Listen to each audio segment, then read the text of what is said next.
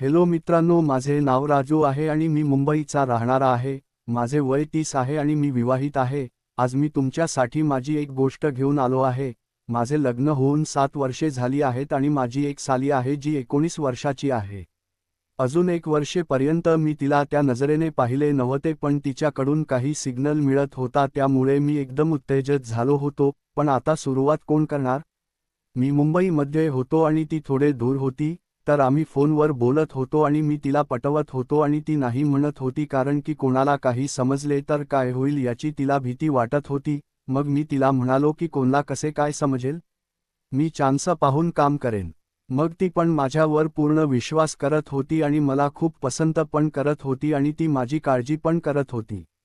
मग मी एक वेळा माझ्या सासरी गेलो आणि माझ्या सासरी माझी सासू साला आणि 2 साली होत्या आणि साल्याची वाईफ पण होती. माझ्याकडे कार आहे, मी ती घेऊन जात असतो आणि मी जेव्हा 2 दिवससाठी सासरी जात असतो तेव्हा मी तिथे थांबत असतो आणि तेव्हा सर्व लोक माझ्या गाडीमध्ये बसून फिरायला पण जात असतात. पण जेव्हा काही चान्स मिळतो तेव्हा ती माझ्याजवळ येत असते आणि माझ्याबरोबर बोलत असते.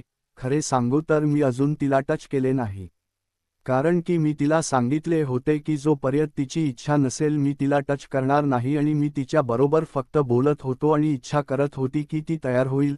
पण तिची इच्छा होती की मी चांगल्या चान्सची वाट पाहू. हे तिने तर सांगितले नव्हते, पण मला असे वाटत होते. मग जेव्हा मी शेवटच्या वेळी सासरी गेलो होतो तेव्हा आम्ही फिरायला गेलो आणि आम्ही मारुतीमध्ये गेलो होतो. त्यामध्ये 3 पुढे आणि 4 मागे जागा असते. आता माझे सासरे सोडून सर्व लोक गेलो होतो. तर ती नेहमी सारखी माझ्या बाजूला बसली होती. म्हणजे पुढे मी ड्रायव्हर सीटवर आणि माझ्याजवळ माझी साली आणि तिच्या शेजारी माझा साला, म्हणजे ती मध्ये होती. मध्ये जिथे गिअर असतो त्याच्या दोन्ही बाजूला तिचे पाय होते.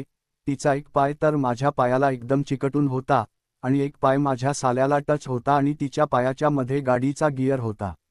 आता मी तर आधीपासून गरम होतो आणि ती मला एकदम नशिल्या डोळ्याने पाहत होती आणि मी आता गाडी चालवत होतो आणि ती सलवार सूटमध्ये होती आणि तिचा पजामा एकदम ढिला होता. आता मी तिला टच करत होतो आणि माझा हात मी गिअरवर ठेवून बसत होतो. आता आम्ही सर्व लोक जात होतो तर मी जास्त रिस्क घेणे बरोबर नाही असे म्हणले होते आणि मी फक्त तिला टच करत होतो.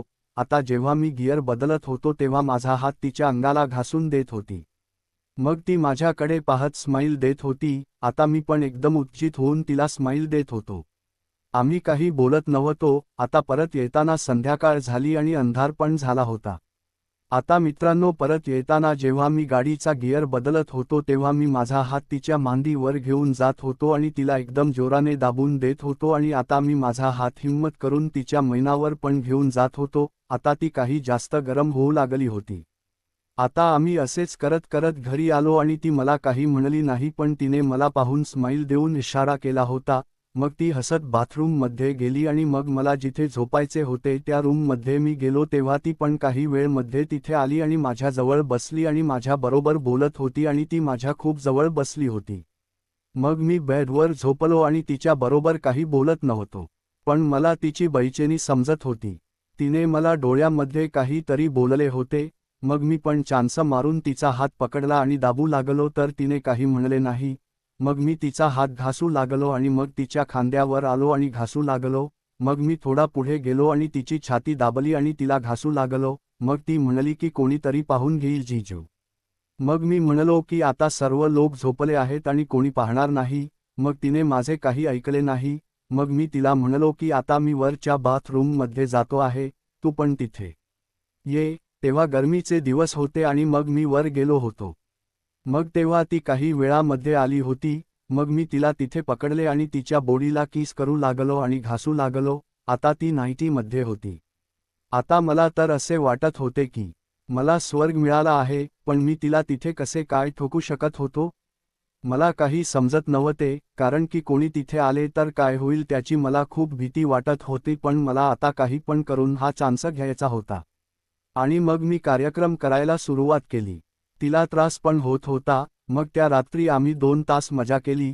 पण तेव्हा मी त्या रात्री तिच्या बरोबर पूर्ण मजा घेऊ शकलो नाही आणि मग दुसऱ्या वेळी आम्ही एक लांब किस केली आणि आता मी परत तिथे जायच्या तयारीमध्ये आहे.